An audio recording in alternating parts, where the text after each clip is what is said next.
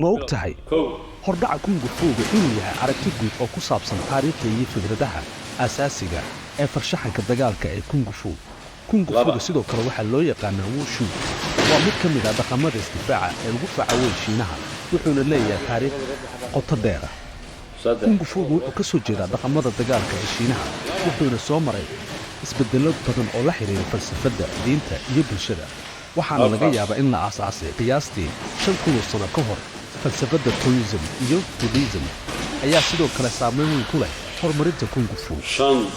kungu fuuga waxaa jira noocyo badan kuwaasoo ka mid ah Shaolin kungu fuu tani waa mid ka mid ah noocyada ugu caansan oo asal ahaan ka soo jeeda masjidka Shaolin oo leh xoog iyo xirfad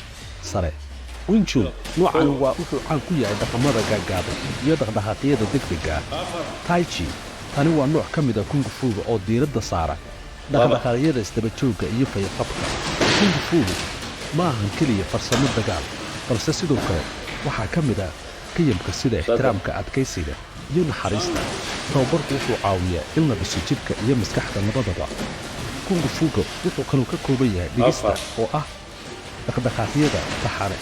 oo muujinaya farsamooyin iyo fikradaha asaasiga ah waxaa kale oo la jira tartamada iyo bandhigyada halkaas oo dadku ka qayb qaataan si ay u